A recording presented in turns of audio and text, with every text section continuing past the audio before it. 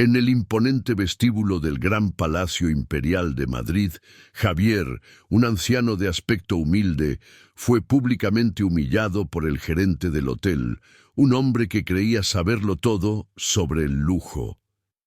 Si te gustan este tipo de relatos sobre justicia y lecciones de vida, suscríbete al canal para no perderte cómo termina esta historia.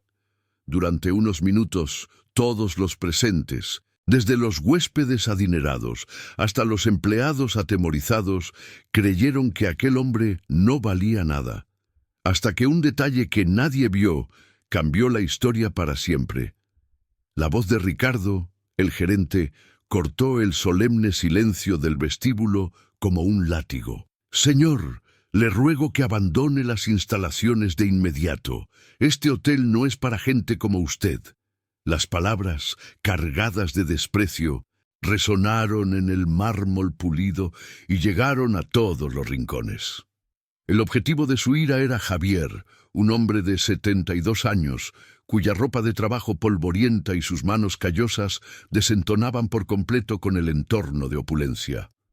No pedía limosna ni molestaba a nadie.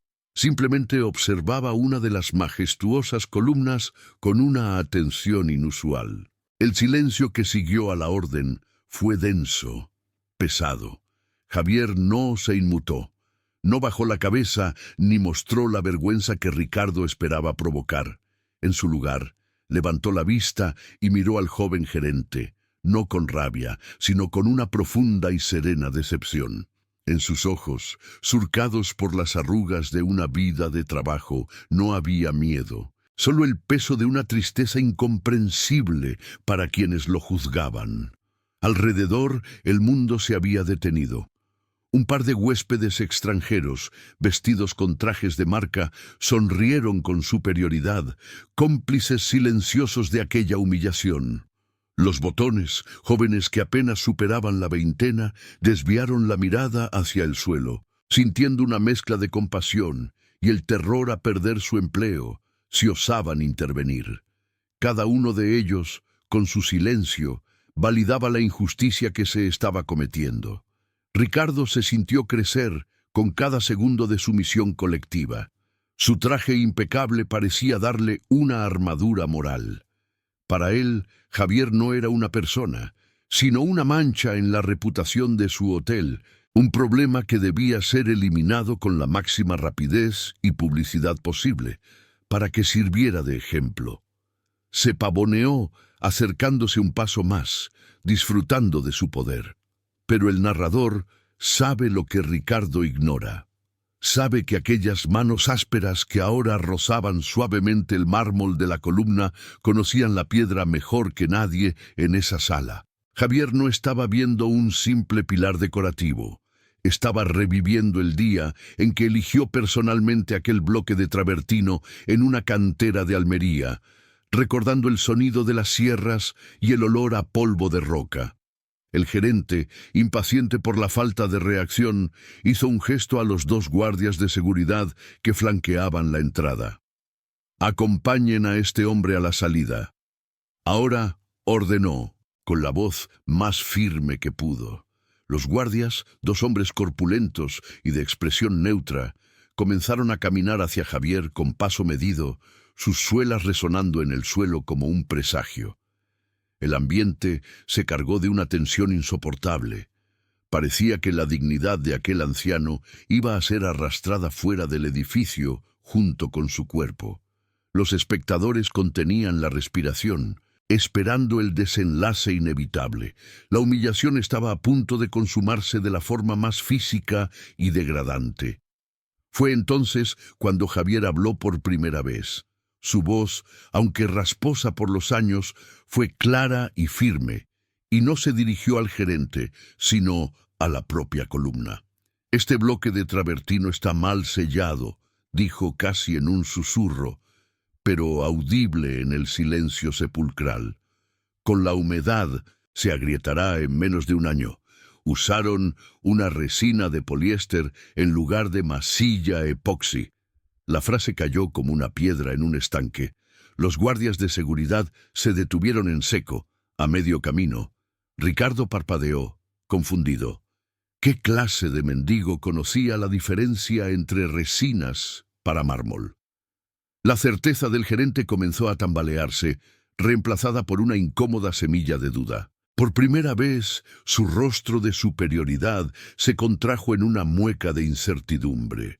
Un huésped que estaba cerca, un hombre de mediana edad con gafas de arquitecto, se inclinó sutilmente para observar la junta que Javier había señalado. El personal de recepción intercambió miradas furtivas por encima de sus monitores. La humillación pública se había transformado en un misterio desconcertante. El poder de Ricardo, basado únicamente en las apariencias, empezaba a mostrar sus primeras grietas. Él, sin embargo, no podía permitirse flaquear. La duda era un lujo que su ego no le concedía. «No diga tonterías y salga de aquí ahora mismo», gritó, intentando recuperar el control, pero su voz había perdido parte de su filo. Sonaba más a la defensiva que autoritaria. Javier, por su parte, seguía con la mirada fija en la columna, como si el gerente y el resto del mundo hubieran desaparecido. Para él, aquel edificio no era un mero símbolo de estatus. Era el resultado de 50 años de su vida, desde que empezó como un simple cantero en su pueblo natal, aprendiendo los secretos de la piedra con sus propias manos. Su pequeña empresa de construcción, fundada con más esfuerzo que dinero, había crecido hasta convertirse en un imperio inmobiliario. Pero Javier nunca olvidó sus orígenes. A pesar de su inmensa fortuna, seguía visitando personalmente sus obras, tocando los materiales, asegurándose de que los cimientos fueran tan sólidos como los valores que le habían enseñado de niño.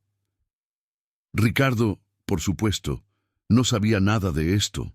Solo veía a un viejo con ropa sucia que se atrevía a desafiarlo en su propio reino, un intruso que con unas pocas palabras técnicas había conseguido desestabilizar la escena que él dirigía con mano de hierro. La situación se le estaba escapando de las manos. La gente ya no miraba a Javier con desprecio, sino con curiosidad. El juicio se había convertido en interrogante. ¿Quién era realmente aquel hombre? ¿De dónde sacaba esa información tan precisa y específica? El poder había cambiado de bando, aunque nadie, y menos Ricardo, se hubiera dado cuenta todavía. La ira del gerente crecía a medida que su autoridad se disolvía. La humillación que había querido infligir a otro se estaba volviendo en su contra, dejándolo expuesto y ridículo ante los mismos huéspedes a los que quería impresionar. Su rostro enrojeció de rabia y vergüenza. Decidió que las palabras ya no eran suficientes. Si la autoridad verbal fallaba, usaría la fuerza. Caminó con decisión hasta Javier, con la intención de agarrarlo del brazo y sacarlo él mismo.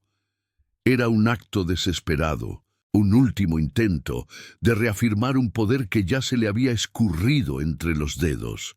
Los guardias de seguridad se tensaron, sin saber si debían intervenir o esperar.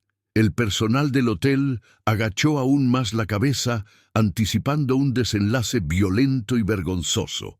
La tensión en el vestíbulo del gran palacio imperial estaba a punto de estallar, y nadie podía prever las consecuencias. Javier, sin embargo, permanecía ajeno a la tormenta que se cernía sobre él. Su mente estaba lejos de allí, en los planos originales del edificio, recordando las largas noches que pasó con los arquitectos discutiendo cada detalle, cada material, cada junta. Recordaba la promesa que se hizo a sí mismo, construir algo que perdurara, algo basado en la honestidad del trabajo bien hecho. Ricardo extendió la mano, sus dedos a punto de cerrarse sobre el gastado tejido de la camisa de Javier. El gesto era la culminación de su arrogancia, la manifestación física de su prejuicio. Creía que con ese simple acto pondría fin a la situación, restaurando el orden y su propia imagen. Pero el narrador sabe que ese gesto no sería el final, sino el principio de su caída. Porque en una sociedad que juzga por las apariencias, el error más grave no es subestimar a un hombre por su ropa, sino ignorar los cimientos que ha sido capaz de construir con sus propias manos. La mano de Ricardo se cernió sobre el hombro de Javier. El contacto era inminente, el silencio era absoluto. Todos los ojos estaban fijos en esa escena, un microcosmos de la lucha entre la arrogancia del poder y la silenciosa dignidad del mérito. En ese preciso instante, antes de que los dedos del gerente pudieran tocarlo, las grandes puertas de cristal del hotel se abrieron. Una figura elegante y apresurada entró en el vestíbulo, su mirada recorriendo la escena con creciente alarma. Era la directora ejecutiva de la cadena hotelera. Nadie se percató de su llegada al principio. Toda la atención estaba concentrada en el drama central, pero su presencia, cargada de una autoridad real y no impostada, pronto comenzaría a cambiar la atmósfera de una forma que Ricardo no podría ni imaginar. El gerente, ciego a todo lo que no fuera su objetivo, estaba a 1 centímetro de cometer el mayor error de su vida profesional. Su mano temblaba ligeramente, no de duda, sino de la adrenalina que le provocaba aquel acto de dominación. Javier, por su parte, ni siquiera se giró. Su calma era desconcertante, casi antinatural. Era la calma de un hombre que conoce el final de la historia, porque él mismo la escribió. El aire en el vestíbulo se podía cortar con un cuchillo. El tiempo parecía haberse ralentizado, cada segundo estirándose hasta el infinito, mientras el destino de todos los presentes pendía de un hilo invisible. La directora ejecutiva vio la mano de Ricardo a punto de tocar a Javier, y su rostro palideció. Abrió la boca para gritar, para detener lo que estaba a punto de suceder, pero el sonido se ahogó en su garganta. El gerente, en su burbuja de arrogancia, no vio nada, no escuchó nada. Solo sentía la necesidad de aplastar a aquel anciano que había osado desafiarlo. El choque entre dos mundos era inevitable. El mundo de las apariencias, representado por Ricardo y su traje caro, y el mundo de la sustancia, encarnado en Javier y sus manos curtidas por el trabajo. Aquel vestíbulo, diseñado para ser un templo del lujo y la exclusividad, se había convertido en un tribunal improvisado, donde se juzgaba algo mucho más profundo que el código de vestimenta de un hotel. Se juzgaba el valor de una persona. Y el veredicto estaba a punto de ser dictado de la forma más inesperada y contundente posible. La mano de Ricardo tembló una última vez antes de iniciar su descenso final. El público contuvo el aliento. La directora ejecutiva finalmente encontró su voz, pero ¿llegaría a tiempo para detener la catástrofe? El narrador sabe que la verdadera humillación no la sentiría el hombre de la ropa polvorienta, sino aquel que, vistiendo la máscara del poder, demostró no tener ninguno. La historia de lo que sucedió esa tarde en el gran palacio imperial apenas estaba comenzando, y la lección que todos aprenderían sería imborrable. El primer acto de este drama social estaba a punto de cerrarse con un gesto que desataría una tormenta de consecuencias. Y mientras la mano de Ricardo se acercaba, Javier seguía observando la columna, como si en la veta de aquella piedra pudiera leer el futuro. Un futuro en el que la justicia, aunque tardía, siempre encuentra la manera de abrirse paso entre las grietas de la arrogancia humana. El destino del gerente, de los empleados y de la reputación del hotel más lujoso de Madrid estaba a punto de sellarse, no con resina de poliéster, sino con el peso de la verdad. La voz de la directora ejecutiva, Isabel, resonó en el vestíbulo con una claridad gélida que cortó la tensión de golpe. «Ricardo, ¿se puede saber qué está ocurriendo aquí?» No gritó, pero su tono contenía una autoridad tan inconfundible que todos, incluidos los guardias de seguridad, se quedaron inmóviles como estatuas. Ricardo se giró bruscamente, la mano todavía suspendida en el aire a escasos centímetros del hombro de Javier. Su rostro, antes rojo de ira, pasó a un blanco pálido en cuestión de un segundo. El cambio fue tan drástico que pareció como si toda la sangre hubiera abandonado su cuerpo. Balbuceó un saludo incoherente, algo parecido a señora directora. No esperaba. Pero Isabel no le prestaba la más mínima atención. Sus ojos, llenos de una mezcla de pánico y respeto reverencial, estaban fijos en el anciano de ropa polvorienta. Ignorando por completo a su subordinado, caminó con paso rápido y decidido hasta quedar frente a Javier. Hizo una leve inclinación de cabeza, un gesto de deferencia que dejó a todos los presentes sin aliento. «Señor Balbuena», dijo con la voz cargada de una disculpa sincera, «lamento muchísimo la tardanza. El tráfico era imposible. ¿Ha encontrado algún problema en su inspección?» La pregunta era una formalidad, pues la respuesta era terriblemente obvia. El apellido Balbuena flotó en el aire del vestíbulo como una sentencia. No era un apellido cualquiera. Era el nombre del legendario fundador y propietario de todo el imperio Balbuena, un conglomerado de construcción y hostelería que poseía edificios por todo el país. Un hombre cuya fortuna era incalculable, pero cuya identidad era un misterio para casi todos, pues vivía alejado de los focos y las revistas de sociedad. El mundo de Ricardo se desmoronó. La realidad lo golpeó con la fuerza de un mazo. Aquel anciano al que había humillado, al que estaba a punto de agredir físicamente, no era un mendigo.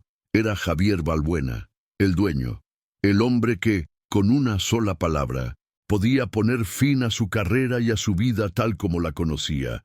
El gerente intentó hablar, pero de su boca solo salió un sonido ahogado, un gemido de puro terror.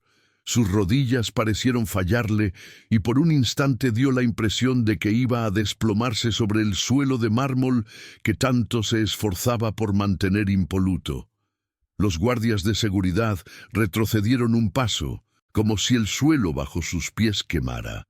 La comprensión de lo que habían estado a punto de hacer los inundó de un sudor frío.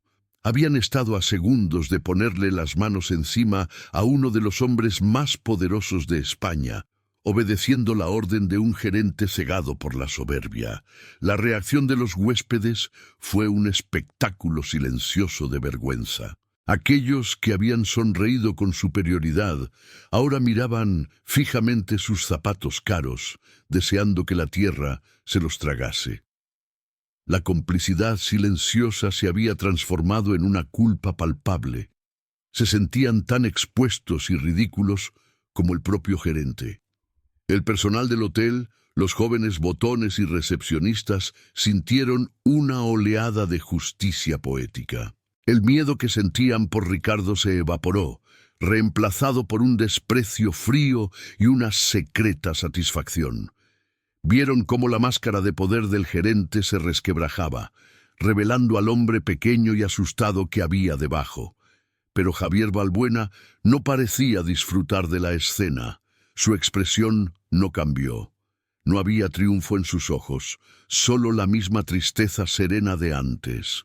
Ignorando el caos emocional que lo rodeaba, se giró hacia Isabel y, señalando de nuevo la columna, continuó su conversación como si nada hubiera pasado. «El problema, Isabel, es que usaron la resina equivocada. Se lo advertí al jefe de obra. El travertino es poroso. Necesita una masilla epoxi que selle por completo, no un poliéster que solo maquilla la junta. En un invierno, la humedad se filtrará y creará una fisura interna. Esta columna, que debería durar siglos, no aguantará ni 10 años.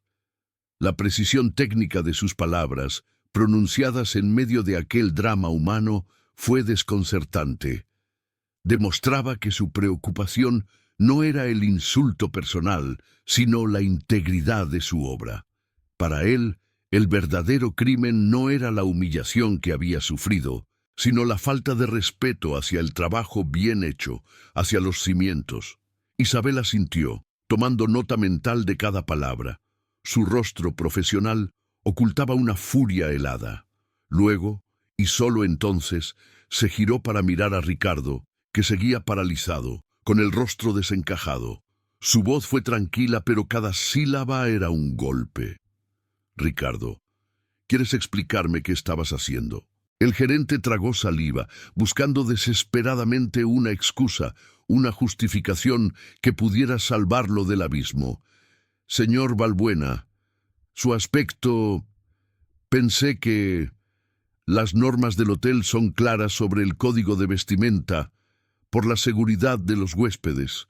Sus palabras se fueron apagando, conscientes de su propia estupidez.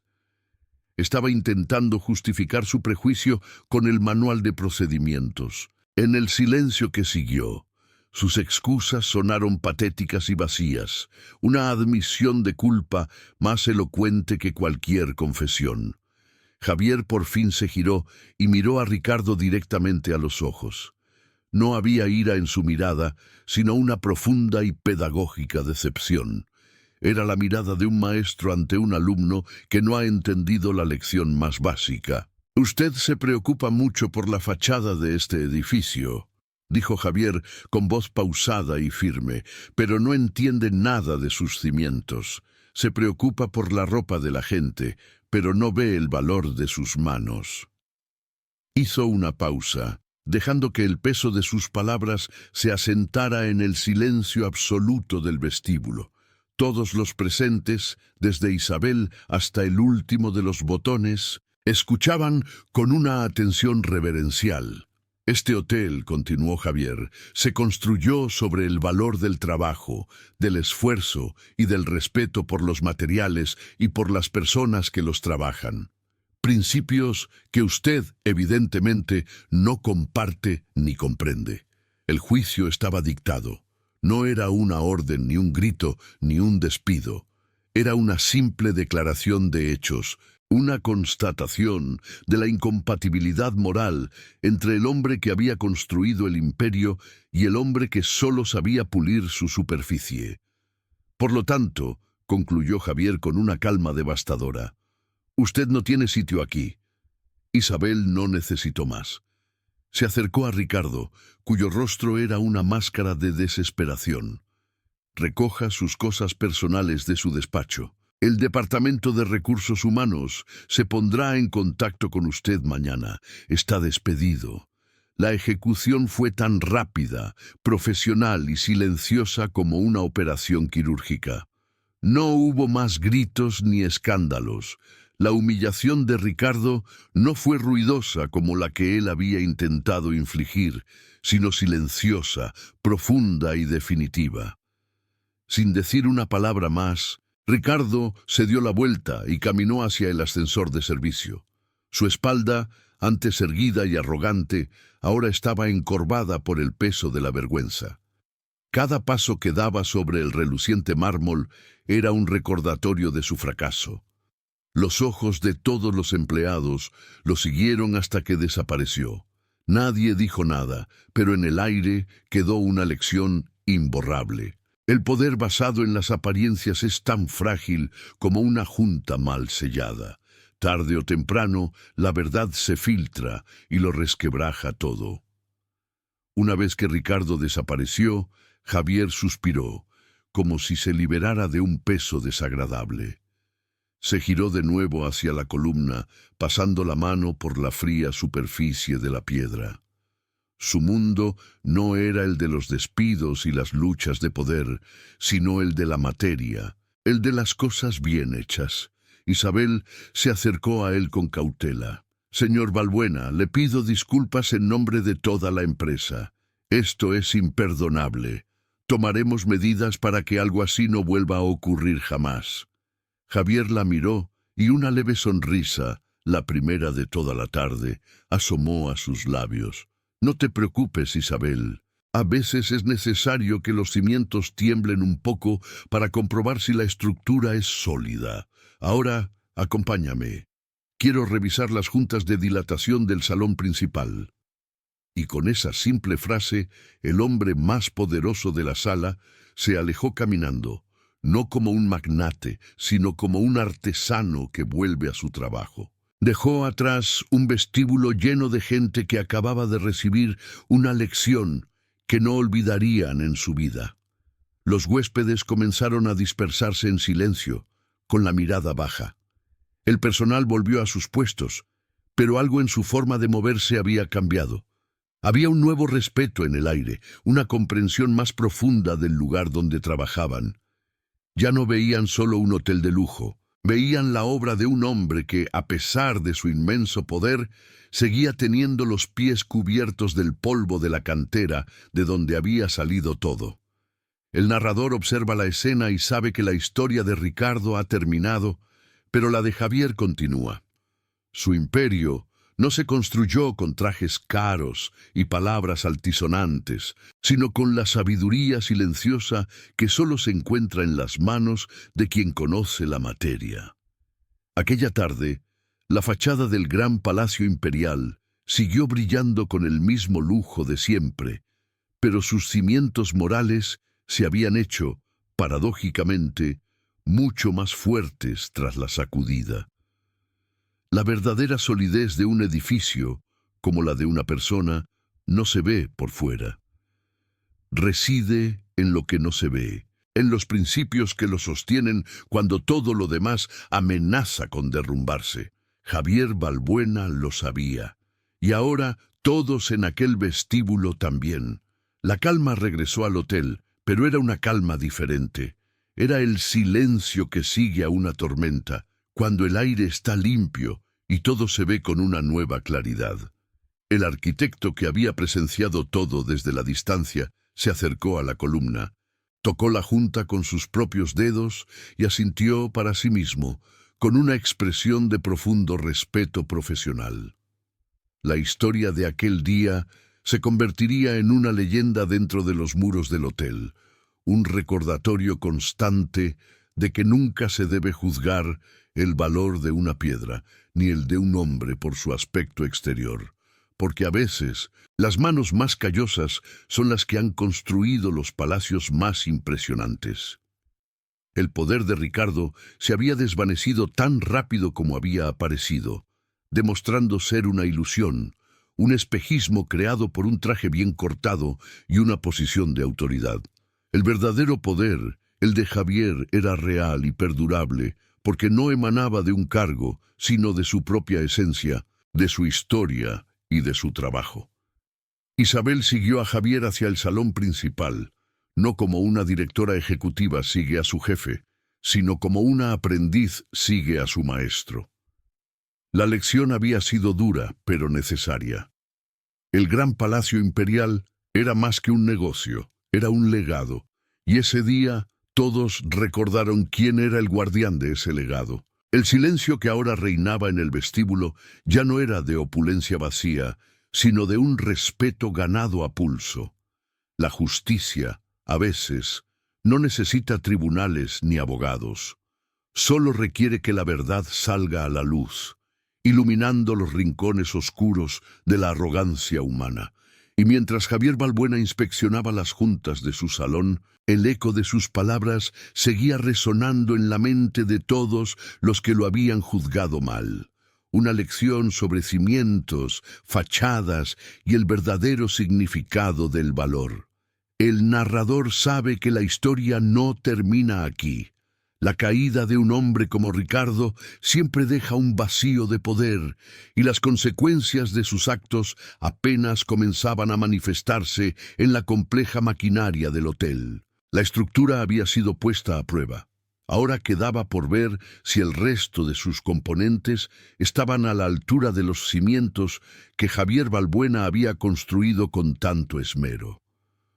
El día terminaba en Madrid, pero en el gran palacio imperial, una nueva era, basada en valores más sólidos, acababa de comenzar. La partida de Ricardo dejó un vacío en el vestíbulo del gran palacio imperial, pero no uno de silencio, sino de reflexión. El personal, liberado de la mirada opresiva de su antiguo gerente, comenzó a respirar con más libertad. Sin embargo, Isabel sabía que cortar la rama podrida no era suficiente. Debía asegurarse de que la enfermedad no hubiera alcanzado las raíces del árbol. Al día siguiente, con la discreción que la caracterizaba, Isabel inició una auditoría interna completa de la gestión de Ricardo. No buscaba errores financieros, pues sabía que la ambición del exgerente lo hacía meticuloso en ese aspecto.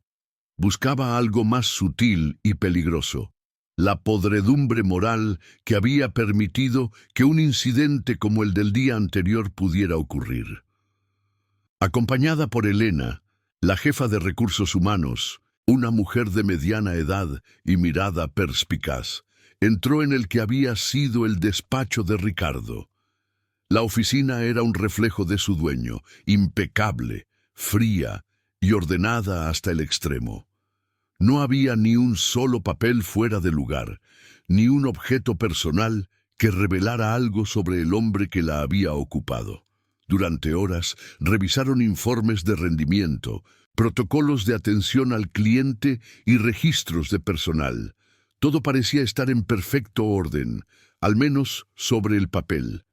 Las evaluaciones de los empleados eran correctas, los procedimientos seguían el manual de la compañía al pie de la letra. Isabel comenzaba a sentir una extraña frustración. Sabía que había algo mal, pero no encontraba la prueba. Era como si Ricardo hubiera construido una fachada perfecta también en su administración, una que ocultaba la verdad tras una capa de burocracia intachable. La arrogancia que había mostrado en público no dejaba rastro en los documentos oficiales. Elena, mientras tanto, se encargaba de empaquetar los pocos efectos personales que Ricardo había dejado atrás en su apresurada salida. Un par de libros de gestión, una pluma estilográfica cara y un marco de fotos vacío. No había nada que sugiriera una vida más allá de aquellas paredes. Cuando Elena se dispuso a vaciar el último cajón del escritorio, notó que se atascaba. Tiró con más fuerza, pero no se movía. Parecía bloqueado por algo en el fondo. Con la ayuda de Isabel, forzaron el cajón hasta que se dio con un crujido seco. Allí, en el fondo, escondido bajo una falsa base de madera que casi pasaba desapercibida, había un pequeño cuaderno de cuero negro. No tenía título ni marca alguna. Era un objeto anónimo, personal, que claramente no estaba destinado a ser encontrado. Isabel tomó el cuaderno con una sensación de presagio. El aire en la oficina pareció volverse más denso. Elena la miró, comprendiendo que acababan de encontrar la pieza que faltaba, la clave que explicaba lo inexplicable. Abrieron el cuaderno con cuidado. La primera página estaba en blanco. La segunda contenía una caligrafía pequeña y apretada, casi agresiva. No era un diario de eventos, sino un registro de pensamientos, un compendio de juicios y prejuicios que helaba la sangre. Isabel comenzó a leer en voz alta, su voz cada vez más baja y tensa. Eran notas sobre los huéspedes, nombres, números de habitación y, al lado, comentarios crueles y clasistas. Huésped de la 304, zapatos baratos, probablemente puntos de fidelidad, vigilar minibar. Huésped de la 512, acento de pueblo, no sabe usar los cubiertos. Sugerir servicio de habitaciones. La lista continuaba, página tras página. Era un sistema de clasificación secreto, una forma de dividir a los clientes entre dignos e indignos, no por su comportamiento sino por su apariencia, su origen o su forma de hablar. Pero lo peor estaba por llegar. Tras la sección de huéspedes, había otra dedicada a los empleados. De nuevo, nombres y comentarios. Junto al nombre de un joven botones, Ricardo había escrito: demasiado sonriente con el personal de servicio, posible falta de ambición, poner en periodo de prueba. Al lado del nombre de una recepcionista veterana, anotó: su uniforme empieza a quedarle ajustado.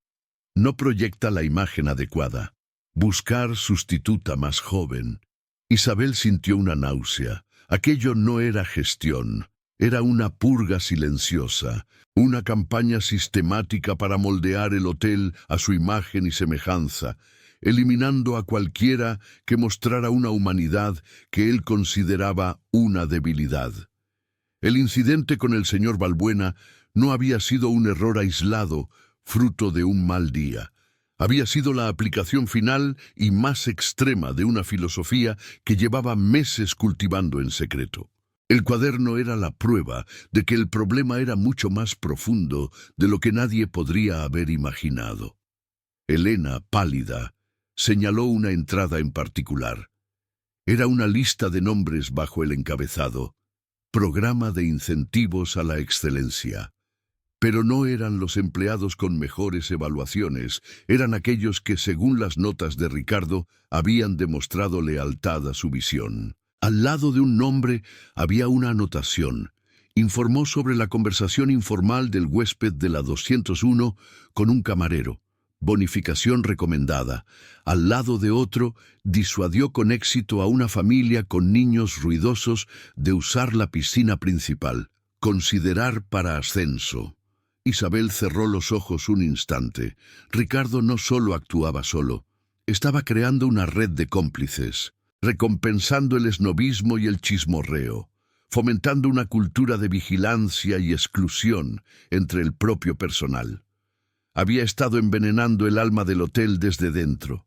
Esta era la conspiración, no una de dinero, sino de valores. Una traición silenciosa a todo lo que Javier Balbuena había querido construir.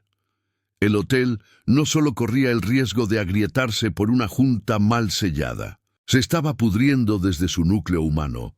La magnitud de la tarea que tenía por delante se le antojó inmensa. No bastaba con despedir a Ricardo. Tenía que identificar a aquellos que habían sido corrompidos por su influencia, reeducar a los que habían actuado por miedo y restaurar la confianza de un equipo fracturado. El cuaderno negro era un mapa de la enfermedad. Cada nombre, cada anotación, era un síntoma que debía ser tratado antes de que la infección se volviera incurable. La humillación pública de Javier Balbuena había sido solo la fiebre que revelaba la gravedad de la dolencia. Isabel siguió pasando las páginas, su rostro una máscara de fría determinación. El narrador sabe que en ese momento ella comprendió que su trabajo no era solo dirigir una empresa, sino custodiar un legado. Y ese legado estaba bajo ataque.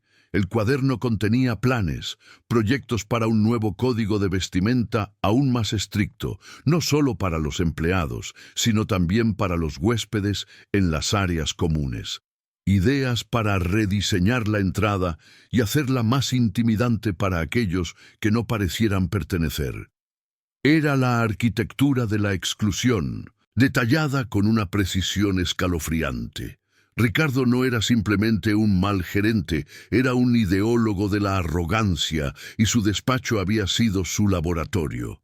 De repente, Isabel se detuvo. Había llegado a una de las últimas páginas. Contenía un único nombre, rodeado por un círculo. Un nombre que no pertenecía a ningún empleado ni a ningún huésped conocido. Junto al nombre, solo había 3 palabras escritas con una caligrafía más enfática, casi violenta. Mi garantía, mi sucesor. Isabel miró a Elena, y Elena le devolvió una mirada de pura consternación. El nombre que leían era el del subdirector del hotel, un joven prometedor que la propia Isabel había recomendado para el puesto. Un hombre que siempre había parecido amable, profesional y completamente leal a los valores de la empresa. La revelación cayó sobre ellas con el peso de una losa de mármol. El plan de Ricardo iba más allá de su propia gestión. Estaba asegurándose de que su filosofía perviviera incluso después de él. Había estado preparando un heredero, un discípulo que continuaría su obra de purificación social. El joven subdirector, Marcos, era la pieza clave, el que garantizaría que aunque el jardinero fuera despedido, las semillas venenosas que había plantado siguieran creciendo en el jardín. Ahora todo encajaba. La extraña pasividad de Marcos durante el incidente con el señor Balbuena, Su silencio calculado, su forma de mantenerse siempre un paso por detrás de Ricardo, observando, aprendiendo. No era prudencia, era complicidad. Isabel cerró el cuaderno con un golpe seco. El sonido resonó en la oficina silenciosa como el disparo de una pistola de salida. La investigación acababa de empezar, pero la carrera para salvar el hotel ya estaba en marcha.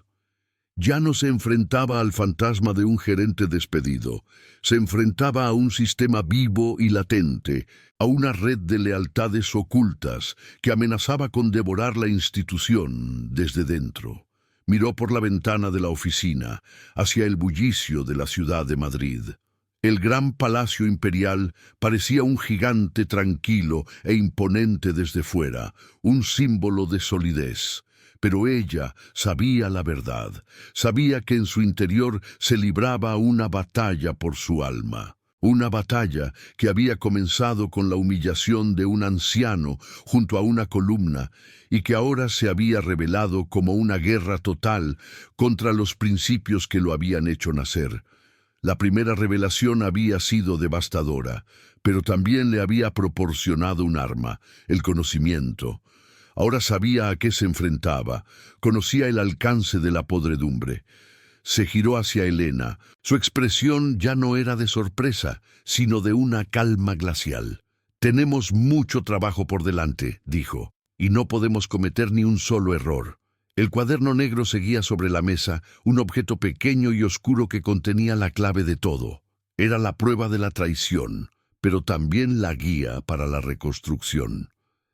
El narrador observa a Isabel, una mujer enfrentada a la tarea de limpiar unos cimientos morales que se habían agrietado mucho más de lo que una simple inspección visual podía revelar.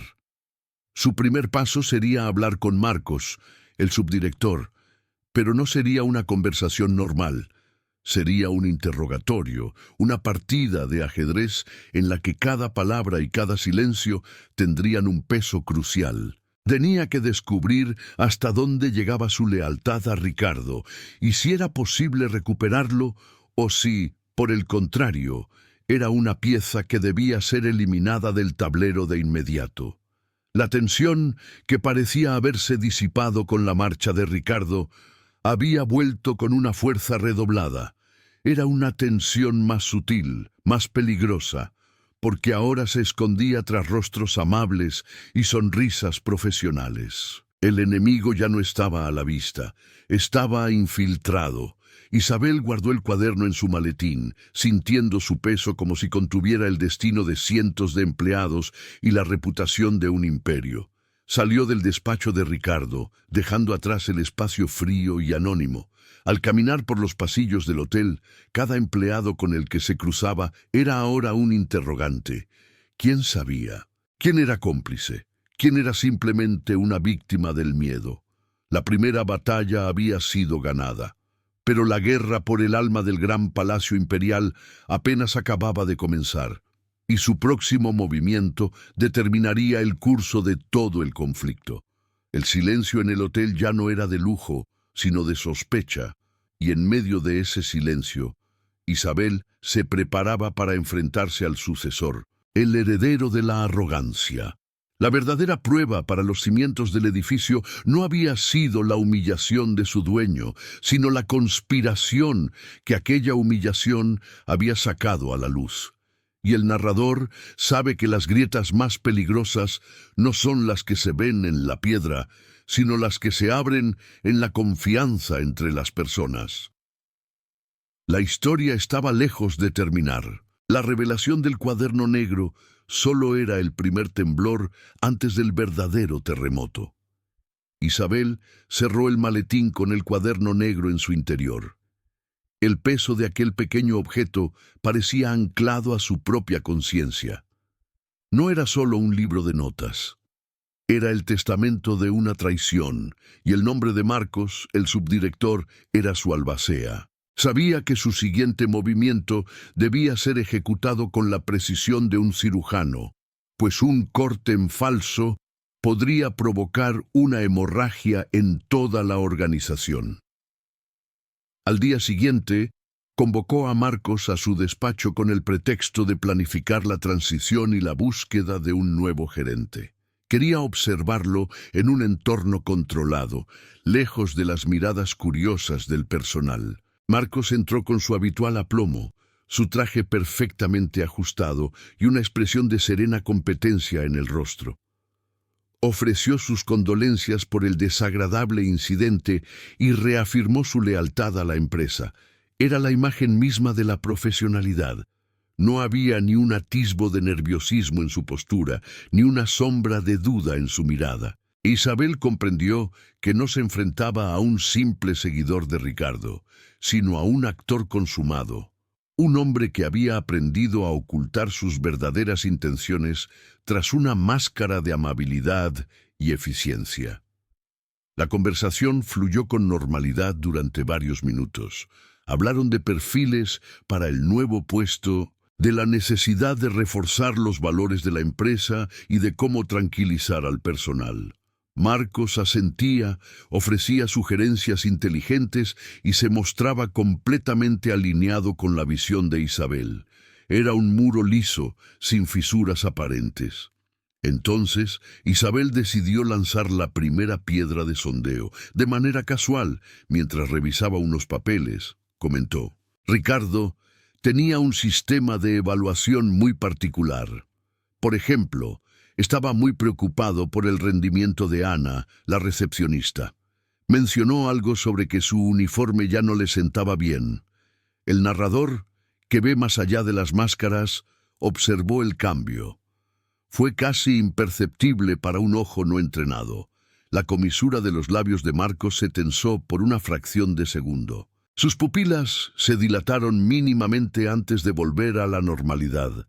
Fue una reacción fugaz, el reflejo involuntario de un hombre que oye una campana que solo él reconoce. Marcos recuperó la compostura al instante. Vaya, no tenía ni idea. ¡Qué comentario tan inapropiado y poco profesional! Ana es una empleada excelente. Su respuesta fue perfecta, pero la microexpresión ya había delatado su conocimiento. Sabía exactamente de lo que Isabel estaba hablando. La primera grieta había aparecido. Tras la reunión, Isabel se reunió de nuevo con Elena. Le relató la reacción de Marcos. No es una prueba, pero es un indicio, concluyó. Ahora sabemos que él conocía los métodos secretos de Ricardo. El siguiente paso era encontrar el mecanismo que los sustentaba. El cuaderno mencionaba el programa de incentivos a la excelencia. Era hora de seguir el rastro del dinero. Juntas se sumergieron en los registros financieros de los últimos 6 meses. Buscaron cualquier pago o bonificación que se correspondiera con los nombres de la lista negra de Ricardo, pero no encontraron nada. Las nóminas eran impecables. No había transferencias extraordinarias, ni pagos en B. La contabilidad oficial estaba blindada. La frustración comenzó a hacer mella. Parecía un callejón sin salida. Ricardo y sus cómplices habían creado un sistema fantasma, uno que recompensaba y castigaba sin dejar huella documental. Era como intentar atrapar humo con las manos. Fue Elena quien tuvo la idea. Si el dinero no salía de las nóminas, debía salir de otro sitio, un lugar con menos controles, donde las cantidades pudieran ser justificadas de forma ambigua. Los fondos de representación, sugirió, o los presupuestos de los departamentos. Cambiaron el enfoque.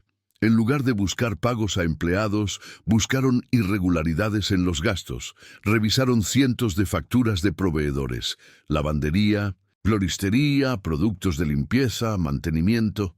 Durante horas todo parecía normal. Las cifras eran coherentes con el volumen de un hotel de 5 estrellas, pero el narrador sabe que el diablo se esconde en los detalles. Isabel, con su mente entrenada para ver patrones, notó algo extraño. Una de las empresas de lavandería industrial, Lavados Premium, SL, presentaba facturas con una regularidad matemática, siempre el mismo día del mes, siempre por una cantidad ligeramente superior a la de sus competidores. No era una diferencia enorme, apenas un 5%, lo suficiente para ser justificada por una supuesta calidad superior, pero lo bastante sospechosa como para llamar la atención. Pidió a Elena que buscara todas las facturas de esa empresa. Al ponerlas una al lado de la otra, el patrón se hizo evidente. Los pagos a Lavados Premium SL habían comenzado justo cuando Ricardo ascendió a gerente y Marcos a subdirector. Y lo más importante, todas las órdenes de pago llevaban 2 firmas, la de Ricardo como era de esperar, y la de Marcos como responsable de la supervisión de proveedores. Isabel sintió esa descarga eléctrica que precede a un gran descubrimiento. Acababan de encontrar el hilo del que tirar. No era un programa de incentivos, era una trama de facturas infladas, una estafa clásica, disfrazada de gasto operativo. El dinero extra, ese pequeño porcentaje de sobrecoste, no volvía a la empresa. Se desviaba a una caja B, un fondo negro con el que Ricardo financiaba su red de espías y ejecutores, recompensando a los leales y manteniendo el sistema en funcionamiento. La cascada de revelaciones acababa de comenzar. Con el nombre de la empresa en la mano, Isabel utilizó los recursos de la corporación para realizar una investigación discreta. En menos de una hora, tuvo la respuesta. El administrador único de Lavados Premium SL era un hombre llamado Carlos García. Elena buscó el nombre en la base de datos de empleados. No había ningún Carlos García. Pero al buscar el apellido en los archivos personales, encontró una conexión. Marcos, en su ficha de contacto de emergencia, había listado a un Carlos García. La relación, cuñado. El golpe fue demoledor. La conspiración se desplegó ante ellas en toda su cruda lógica. No era solo una cuestión de prejuicios y arrogancia.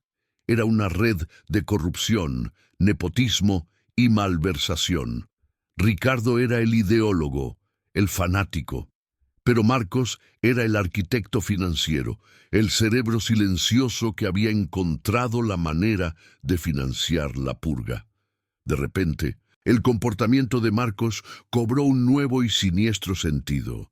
Su profesionalidad no era una máscara para ocultar su complicidad ideológica, era una fachada para proteger su trama delictiva. Su lealtad no era hacia Ricardo, sino hacia el dinero que ambos estaban desviando.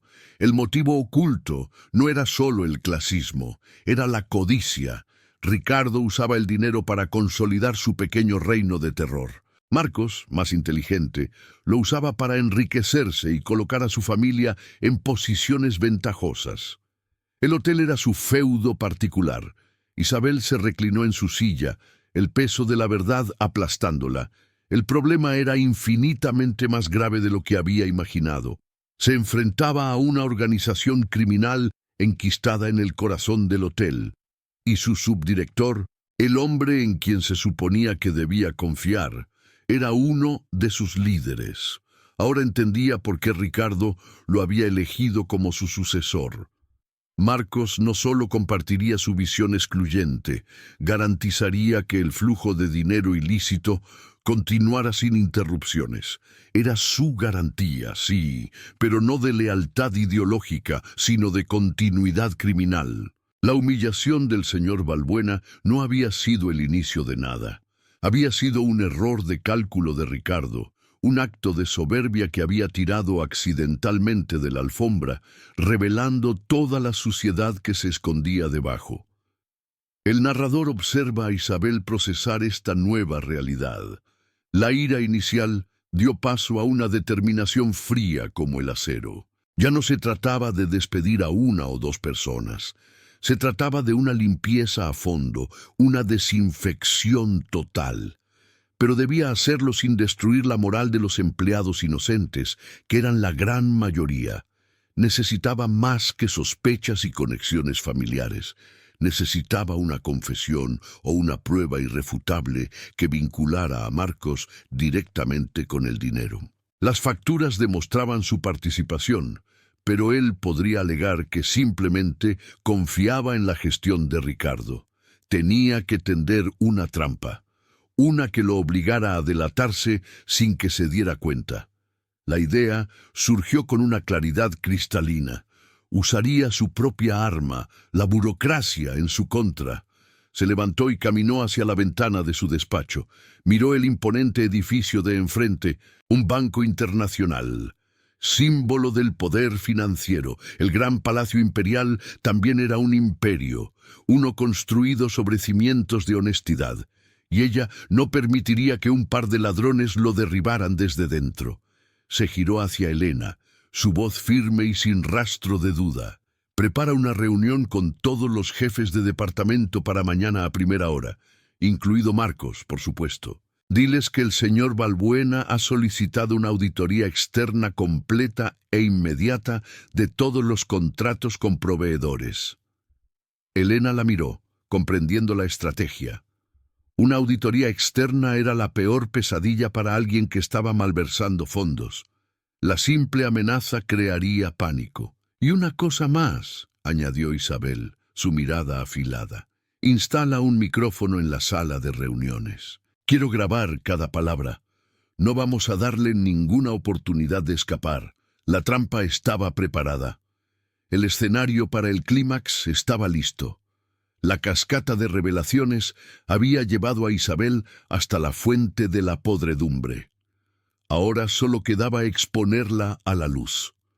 El narrador sabe que la noche que se cernía sobre Madrid sería larga para Marcos. La noticia de una auditoría inminente lo pondría entre la espada y la pared, forzándolo a cometer un error. Isabel no durmió mucho esa noche, no por ansiedad, sino por concentración.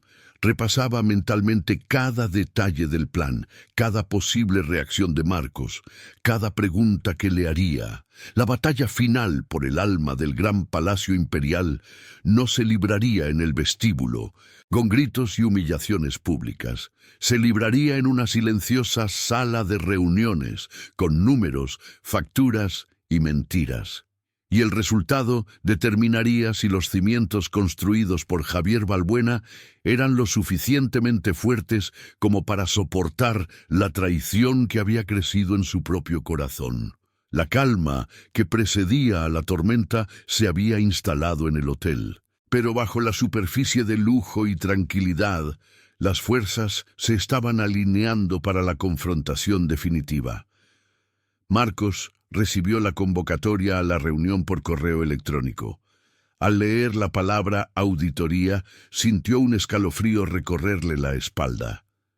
Por primera vez, desde que Isabel había llegado, su máscara de profesionalidad se resquebrajó, aunque nadie estuviera allí para verlo. El heredero de la arrogancia estaba a punto de enfrentarse a la guardiana del legado, y solo uno de los dos saldría indemne de aquella sala.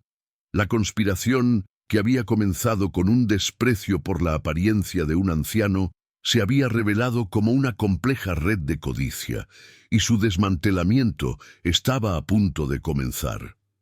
Isabel revisó la hora en su reloj. Todo estaba en su sitio. El narrador observa cómo las piezas del tablero se mueven hacia sus posiciones finales.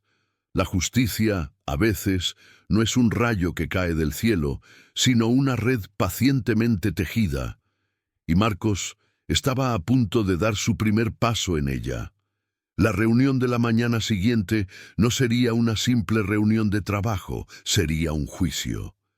Y el cuaderno negro de Ricardo, guardado a buen recaudo en el maletín de Isabel, sería el principal testigo de cargo. El destino del hotel pendía de un hilo, el que Isabel había comenzado a desenredar a partir de una factura de lavandería. La verdad, como la humedad en una junta mal sellada, siempre encuentra una grieta por la que filtrarse, y la estructura corrupta de Marcos y Ricardo estaba a punto de venirse abajo. ¿Cómo alguien pudo cometer un error tan grave, apenas olando para apariencia? Si historias como esta te recuerdan que la justicia es posible, suscríbete y comparte tu opinión sobre lo que crees que pasará en la reunión. La sala de juntas del Gran Palacio Imperial era un santuario de silencio y lujo, diseñada para inspirar confianza y proyectar poder. Aquella mañana, sin embargo, el aire estaba cargado de una tensión casi eléctrica. Isabel presidía la larga mesa de caoba, su rostro sereno ocultando una estrategia meticulosamente planeada. A su derecha, Marcos, el subdirector, mantenía su habitual compostura, aunque el narrador podía ver la minúscula gota de sudor que amenazaba con formarse en su sien. Los demás jefes de departamento estaban presentes, convocados sin conocer el verdadero propósito de la reunión. Creían que se trataba de una sesión de crisis para gestionar las secuelas de la partida de Ricardo. Intercambiaban miradas nerviosas, preguntándose qué nuevas directrices recibirían. No podían ni imaginar que estaban a punto de ser testigos de la implosión de todo lo que creían conocer sobre la gestión del hotel. Isabel esperó a que el último de los asistentes tomara asiento. No hubo preámbulos ni discursos vacíos. Su voz, tranquila pero firme, cortó el silencio. Buenos días a todos. Os he reunido porque anoche recibí una comunicación directa del señor Balbuena. Ha solicitado una auditoría externa, completa e inmediata, de todos nuestros contratos con proveedores. La palabra auditoría cayó en la sala como una losa. Hubo un murmullo ahogado entre los presentes.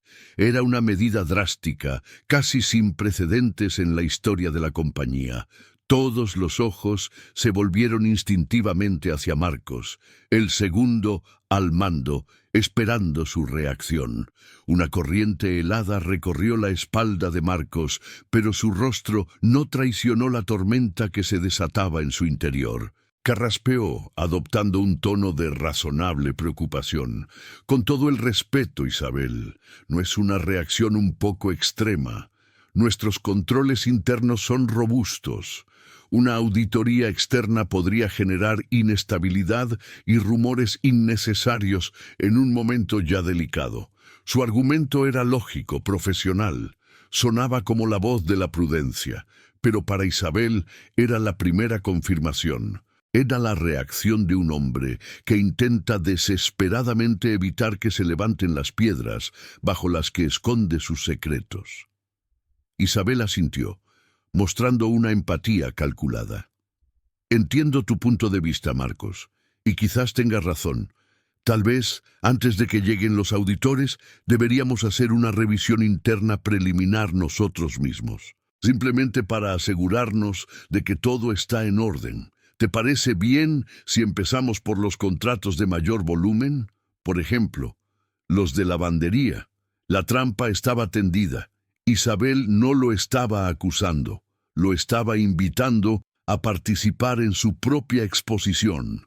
Rechazar la propuesta lo haría parecer culpable. Aceptarla lo llevaría directamente al centro de la red que él mismo había tejido. Marcos no tuvo más remedio que asentir, forzando una sonrisa de cooperación. Por supuesto, Isabel, me parece una excelente idea. La transparencia es fundamental.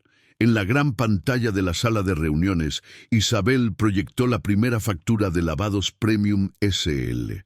La cifra era alta, pero no escandalosa. Luego proyectó otra y otra más.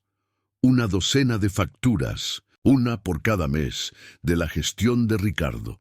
Como podéis ver, comentó Isabel con un tono neutro, los pagos a este proveedor son constantes y ligeramente superiores a la media del mercado. Marcos, tú supervisabas estos contratos. ¿Había alguna razón para esta exclusividad y este sobrecoste? Marcos se reclinó en su silla, preparado para esa pregunta. Ricardo era muy insistente con la calidad. Afirmaba que Lavados Premium ofrecía un tratamiento especial para nuestra lencería de alto gramaje que ningún otro proveedor podía igualar. Yo confié en su criterio como gerente. Mi firma era una mera formalidad para agilizar los pagos. La respuesta era perfecta. Desviaba toda la responsabilidad hacia un hombre que ya no podía defenderse. Se presentaba a sí mismo como un subordinado leal y eficiente, engañado por su superior. Varios jefes de departamento asintieron, comprendiendo la lógica. Parecía una explicación plausible. Isabel dejó que el silencio se asentara durante unos segundos, permitiendo que la mentira de Marcos flotara en el aire antes de hacerla pedazos. Entiendo. Así que todo fue decisión de Ricardo. ¿Y tú nunca tuviste contacto directo con esta empresa ni con sus dueños? Exacto, confirmó Marcos, sintiendo que había superado el obstáculo. Su confianza comenzaba a regresar. Lo que me resulta curioso, Marcos, continuó Isabel, su voz bajando un tono, volviéndose más afilada, es que el administrador único de esta empresa es un tal Carlos García. ¿Te suena el nombre? El corazón de Marcos se detuvo. El nombre de su cuñado, pronunciado en aquella sala, sonó como una sentencia de muerte. El color desapareció de su rostro. Intentó hablar, pero su garganta se había cerrado. Una coincidencia, tal vez, insistió Isabel, implacable. El rostro de Marcos se convirtió en una máscara de indignación forzada. «Esto es un insulto. ¿Estás insinuando que tengo algo que ver con esto? Es un apellido común. No conozco a ese hombre». La negación fue demasiado vehemente, demasiado desesperada. La duda comenzó a instalarse en los rostros de los demás directivos. La atmósfera de la sala había cambiado de una reunión de trabajo a un interrogatorio. «Entiendo», dijo Isabel con una calma glacial. «Quizás esto aclare la coincidencia». Con un clic de su ratón, la imagen en la pantalla cambió. Ya no eran facturas, eran extractos bancarios. La sala contuvo el aliento. En la pantalla se veía claramente una serie de transferencias mensuales desde la cuenta de empresa de Lavados Premium SL a una cuenta personal. El titular de la cuenta receptora, visible para todos en la esquina superior del documento, era Marcos Fuentes. El aire pareció abandonar los pulmones de Marcos de golpe. Se quedó mirando la pantalla, sus ojos abiertos de par en par, su boca ligeramente entreabierta. El muro de mentiras que había construido con tanto cuidado se había derrumbado con un solo clic. No había escapatoria, no había negación posible. La prueba era absoluta, digital e irrefutable. El silencio en la sala era total, roto solo por el sonido de la respiración agitada de Marcos. Los demás jefes de departamento lo miraban con una mezcla de horror, incredulidad y desprecio. El hombre con el que habían trabajado codo con codo, el profesional amable y eficiente, era un ladrón. Isabel no necesitó decir nada más. La verdad, expuesta en la fría luz del proyector, hablaba por sí misma. Fue Marcos quien rompió el silencio. Su voz era un susurro roto, apenas audible. «No es lo que parece. Ricardo, él me obligó». Pero la mentira ya no tenía fuerza.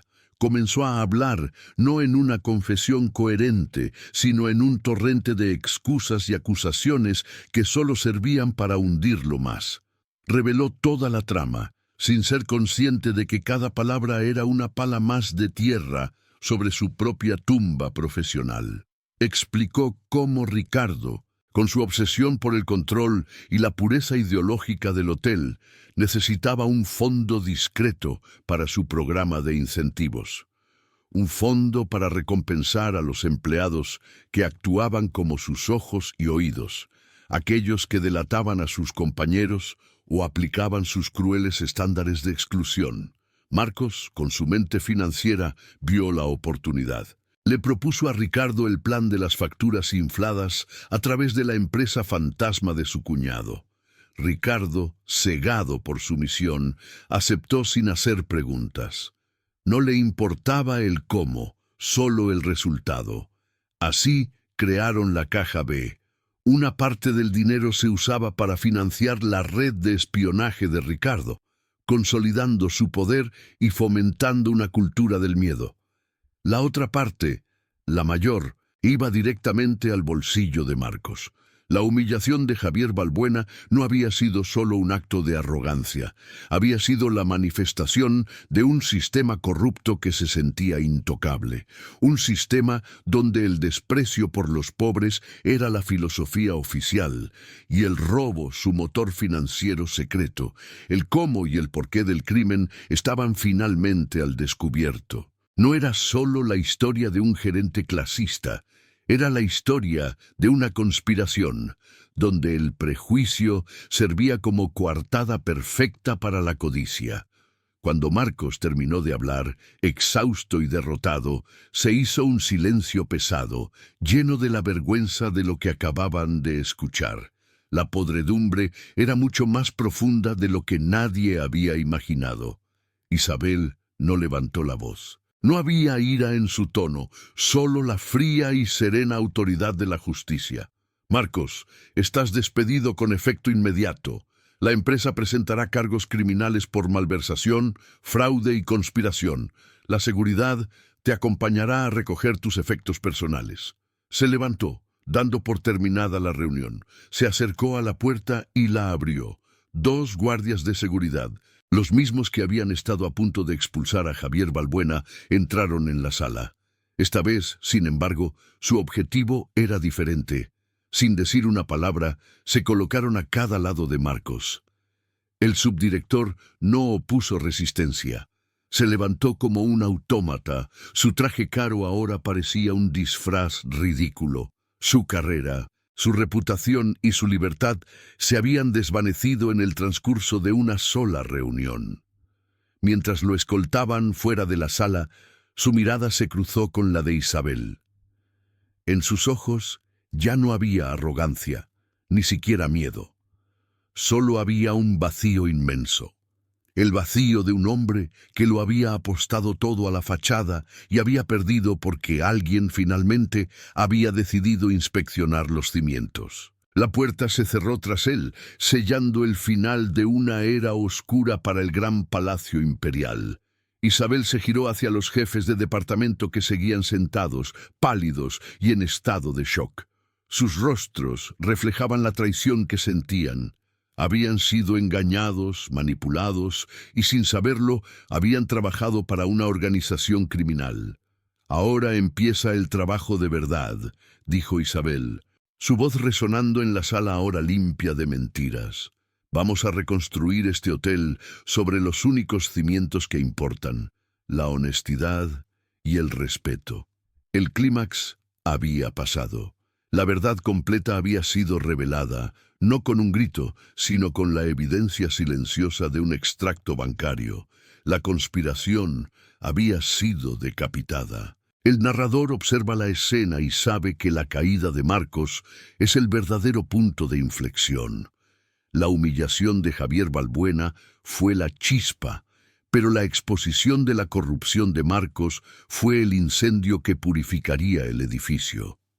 La batalla no había sido solo contra el prejuicio, sino contra la corrupción que se alimentaba de él. Y en la silenciosa sala de juntas, entre los restos de una confianza rota, comenzaba a germinar la semilla de un nuevo comienzo.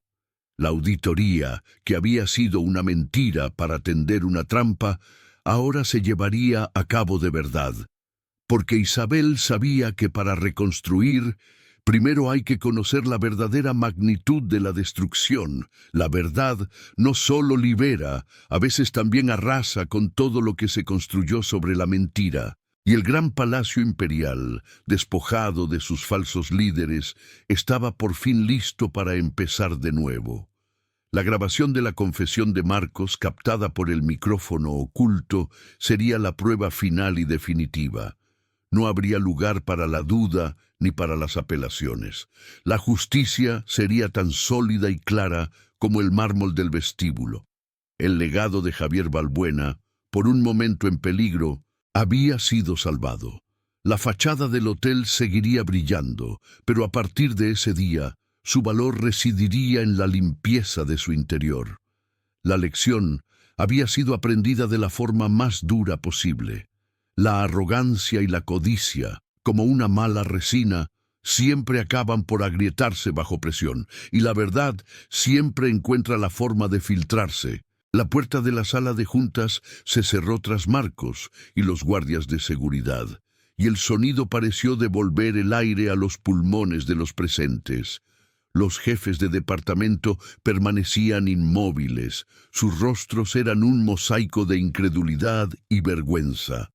Habían trabajado bajo un régimen de corrupción sin saberlo, cumpliendo órdenes que ahora entendían como parte de una maquinaria criminal. Isabel no les dio tiempo para procesar el shock. Su voz, ahora desprovista de la frialdad del interrogatorio, se llenó de una firmeza constructiva. Lo que habéis presenciado hoy es el final de una enfermedad que había infectado este hotel. No es un motivo de vergüenza, sino el primer paso para nuestra recuperación. Caminó lentamente alrededor de la mesa, su mirada encontrándose con la de cada uno de ellos. Sé que tenéis preguntas y miedos, sé que vuestra confianza ha sido traicionada. Mi puerta está abierta para cada uno de vosotros. A partir de hoy, la transparencia no será una palabra en un manual, sino la base de nuestro trabajo. Les explicó que la auditoría, que había sido una estratagema, ahora se llevaría a cabo de verdad. Una firma externa revisaría cada contrato, cada factura, cada decisión de los últimos 2 años. Quería que no quedara ni una sola sombra de duda. Quería que todos, desde los directivos hasta el personal de limpieza, supieran que el gran Palacio Imperial volvía a tener cimientos limpios. La noticia de la detención de Marcos se extendió por los pasillos del hotel con la velocidad del fuego. Al principio fue un rumor susurrado en las esquinas. Luego se convirtió en una certeza silenciosa cuando los empleados vieron a su subdirector, el hombre siempre impecable, siendo escoltado discretamente por la puerta de servicio. La reacción del personal fue una compleja mezcla de emociones. Para la mayoría fue una liberación. El miedo sutil que impregnaba el ambiente de trabajo, la sensación de estar constantemente vigilado y juzgado, comenzó a disiparse. Para unos pocos, los que figuraban en el cuaderno negro como informantes, fue el comienzo del pánico. La maquinaria legal se puso en marcha con una eficiencia implacable. La confesión grabada de Marcos no dejó lugar a dudas.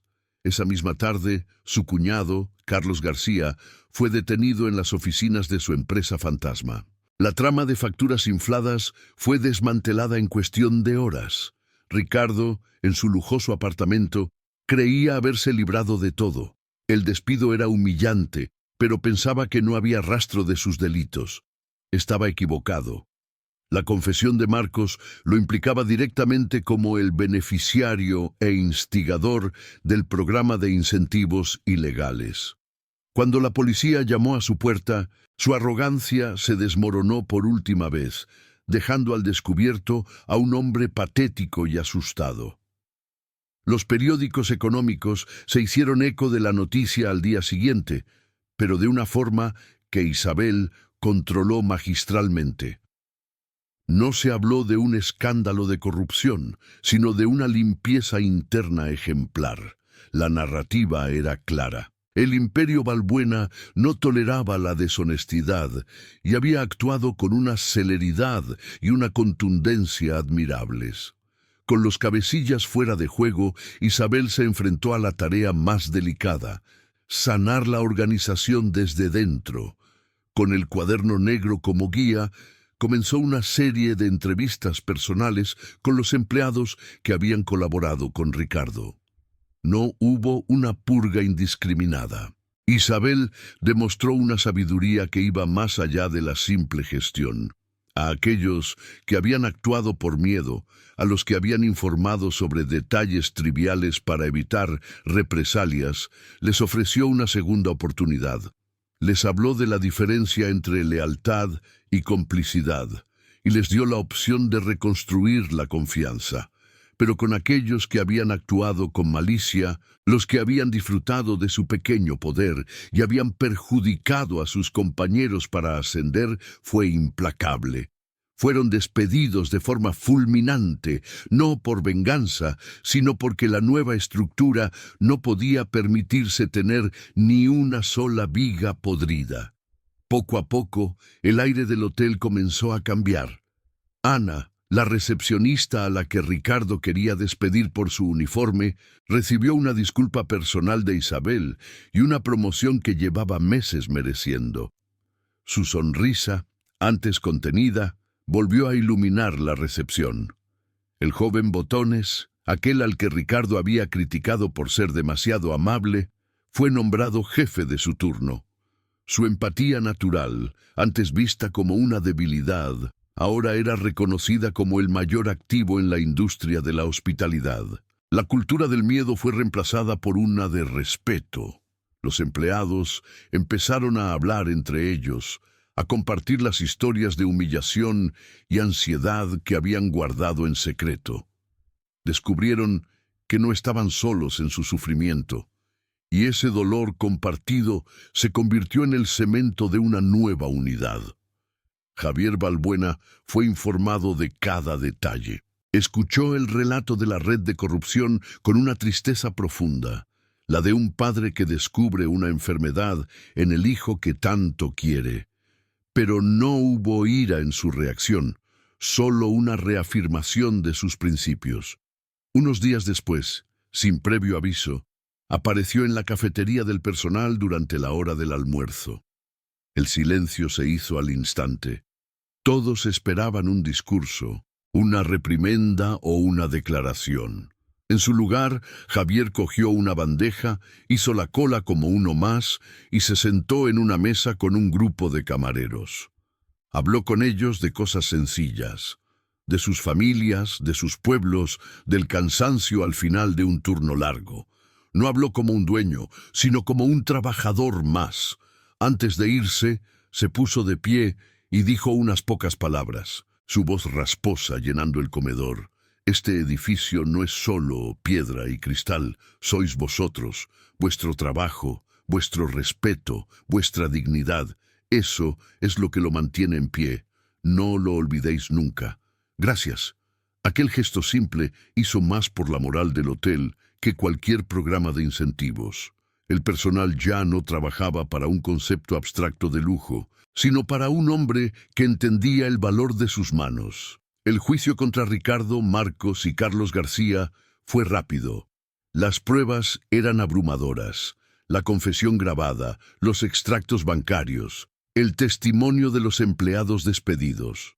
No hubo defensa posible. Fueron condenados a penas de prisión por fraude, malversación y organización criminal. Sus nombres, antes sinónimos de éxito y poder en el pequeño mundo de la hostelería de lujo, se convirtieron en una advertencia, una fábula moderna sobre cómo la arrogancia siempre precede a la caída. La vida en el gran palacio imperial continuó, pero ya nada era igual. Era mejor. Isabel, ahora con plenos poderes como directora general, implementó cambios profundos y duraderos. Creó un comité de ética formado por empleados de todos los niveles, un canal de denuncias verdaderamente anónimo y un sistema de promociones basado exclusivamente en el mérito y la evaluación de los compañeros. El hotel no solo recuperó su prestigio, sino que lo cimentó sobre una nueva reputación de integridad.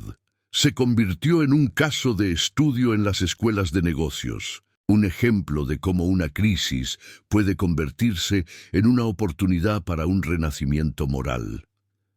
El narrador observa cómo el tiempo cura las heridas. El recuerdo de Ricardo y Marcos se fue desvaneciendo, convirtiéndose en una historia que los empleados más antiguos contaban a los nuevos, para explicar por qué en aquel hotel el respeto era el valor más importante. Un año después del incidente, Javier Balbuena volvió al vestíbulo. Como la primera vez, se acercó a la columna de travertino. La junta, ahora perfectamente sellada con masilla epoxi, era casi invisible. Pasó su mano callosa sobre la piedra, sintiendo la solidez de un trabajo bien hecho. Un joven Botones, uno de los recién contratados, se le acercó. no con el miedo de antaño, sino con una sonrisa abierta y profesional. «Disculpe, señor, ¿puedo ayudarle en algo? ¿Le gustaría que le trajera un vaso de agua?» Javier se giró y le devolvió la sonrisa. «No, gracias, hijo. Solo estaba admirando los cimientos. Están más fuertes que nunca». El joven asintió, sin entender del todo el significado de aquellas palabras, pero sintiendo la calidez y la sinceridad que emanaban de aquel anciano de aspecto humilde. El cierre del círculo era completo. La humillación que había desencadenado la tormenta se había transformado en un gesto de genuino respeto. El doloroso proceso de limpieza había dado sus frutos, dejando tras de sí una estructura no solo reparada, sino fortalecida. El gran palacio imperial había aprendido la lección más importante de todas, que la verdadera solidez de cualquier construcción, ya sea de piedra o de personas, no reside en su fachada brillante, sino en la integridad invisible de sus cimientos. La justicia había cerrado el doloroso capítulo, permitiendo que una nueva historia, basada en la dignidad, comenzara a escribirse en las paredes de mármol del hotel. El eco de las palabras arrogantes de Ricardo se había extinguido para siempre, reemplazado por el murmullo de un respeto ganado a pulso. La familia del hotel, rota por la traición, había sanado, y ahora era más fuerte y más unida que nunca. El legado de Javier Balbuena estaba a salvo, no en las cajas fuertes de sus bancos, sino en la cultura de respeto que ahora definía la obra de su vida. El desprecio había sido respondido no con venganza, sino con una justicia constructiva, y ese fue el verdadero triunfo. La reconstrucción no había sido fácil, pero cada paso había merecido la pena. El hotel ya no era solo un símbolo de lujo, sino un faro de integridad. La verdad, aunque dolorosa, había resultado ser la mejor argamasa, y los cimientos, ahora sí, estaban preparados para durar siglos. Pasaron los años. El gran Palacio Imperial de Madrid no solo sobrevivió a la crisis que casi lo pudre desde dentro, sino que floreció de una manera que nadie había previsto. Bajo la dirección firme y humana de Isabel, el hotel se convirtió en algo más que un referente de lujo. Se transformó en un símbolo de integridad. La historia de lo que sucedió aquel día en el vestíbulo nunca se olvidó. Se convirtió en la leyenda fundacional de la nueva era, un relato que se transmitía de los empleados veteranos a los novatos, no como un chisme, sino como una lección sagrada sobre los verdaderos valores de la casa. La memoria de las víctimas silenciosas del régimen de Ricardo y Marcos fue honrada de la forma más tangible posible, con oportunidades. Ana, la recepcionista, era ahora la jefa de recepción, conocida por su empatía y su capacidad para resolver cualquier problema con una sonrisa que ya nadie se atrevía a criticar. El joven Botones de la sonrisa fácil, ascendido por Isabel, había creado un programa de formación para nuevos empleados centrado en la inteligencia emocional, una iniciativa que fue adoptada por toda la cadena Balbuena a nivel nacional. Su amabilidad, antes considerada un defecto, era ahora política de empresa. Isabel, con el pleno respaldo de Javier, instituyó la Beca Balbuena, un fondo destinado a financiar los estudios universitarios de los hijos de los empleados, desde el personal de limpieza hasta los directivos. Creía firmemente que invertir en las familias de su equipo era la forma más sólida de construir el futuro. Cada año, en el aniversario del incidente, se celebraba el Día de los Cimientos. No era una fiesta ostentosa, sino una jornada de reflexión. La única tradición era que Javier Balbuena, sin importar dónde estuviera, volvía para almorzar en la cafetería del personal, compartiendo mesa y conversación con quien se sentara a su lado. El legado de Ricardo y Marcos, por otro lado, Se convirtió en una sombra admonitoria en la industria. Sus nombres eran sinónimos de fracaso, la personificación de cómo la soberbia y la codicia pueden destruir las carreras más prometedoras. Su historia se estudiaba en las escuelas de hostelería como el ejemplo perfecto de lo que nunca se debe hacer. Fueron la prueba viviente de que una reputación construida sobre cimientos falsos se derrumba al primer temblor de la verdad, dejando tras de sí solo ruinas y vergüenza. Javier Balbuena, ahora con el paso más lento y el pelo completamente blanco, seguía visitando el hotel.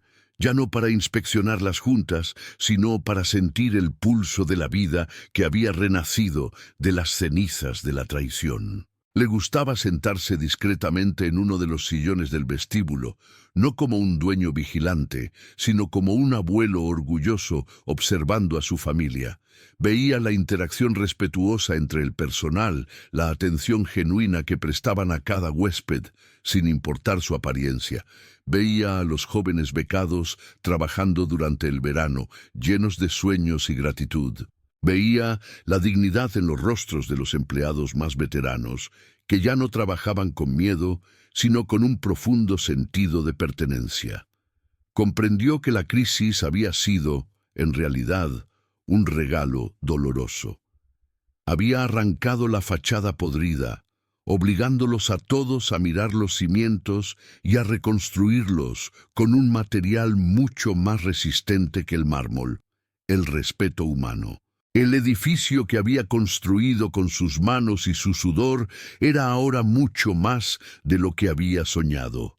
No era solo una estructura de lujo, sino un hogar, una comunidad, un refugio de decencia en un mundo que a menudo juzga por las apariencias.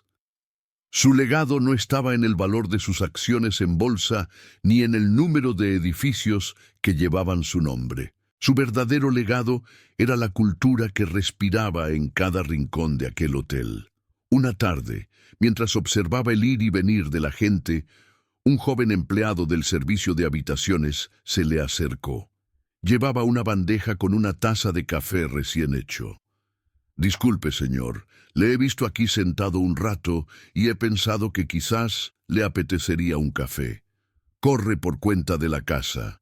El joven no sabía quién era. No lo hacía por ganar puntos ni por seguir un protocolo. Simplemente vio a un anciano solo y sintió el impulso humano de ofrecerle un gesto de amabilidad. Javier lo miró, y en los ojos de aquel muchacho vio el triunfo final de su filosofía.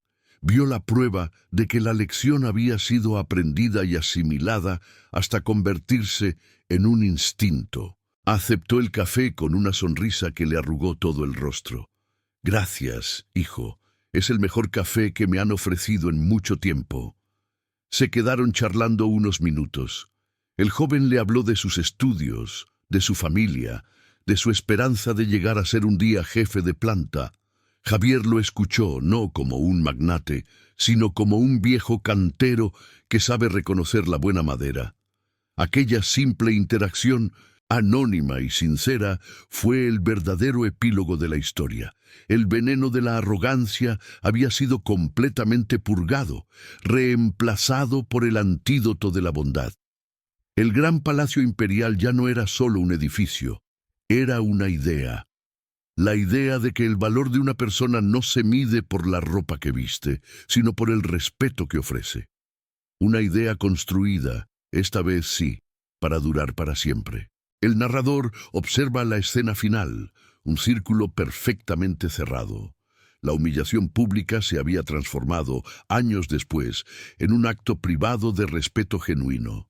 La justicia no solo había castigado a los culpables, sino que había creado un entorno donde sus crímenes eran sencillamente impensables. La lección había trascendido las paredes del hotel, convirtiéndose en una pequeña luz de esperanza. Una luz que nos recuerda que, aunque la fachada pueda engañar por un tiempo, los cimientos de la verdad siempre acaban por prevalecer, y que la dignidad, al igual que la piedra de la mejor cantera, nunca pierde su valor. Javier terminó su café, dio las gracias de nuevo al joven y se marchó con el paso tranquilo de un hombre en paz con su obra. El hotel, con su bullicio y su elegancia, siguió funcionando, sostenido por la fuerza invisible de los valores que casi se perdieron. Cada sonrisa de un empleado, cada gesto de ayuda, era un pequeño monumento a la lección aprendida. La comunidad del hotel había sanado y sus cicatrices servían como recordatorio de la batalla que habían ganado juntos. El legado no era una placa de bronce en la pared, sino el espíritu que ahora habitaba en cada uno de sus trabajadores. La historia de Javier Balbuena se había convertido en la historia de todos ellos. Un relato de cómo la humildad puede desarmar a la arrogancia y de cómo la integridad es, al final, la inversión más rentable. El sol se ponía sobre Madrid, tiñendo de oro los cristales del gran palacio imperial, pero su verdadero brillo, ahora, venía de dentro. ¿Cómo pudo alguien cometer un error tan grave solo por fijarse en las apariencias? Si crees que el verdadero valor de las personas está en su interior y no en lo que visten, deja un comentario y comparte esta historia para que el mundo recuerde que la dignidad no tiene precio.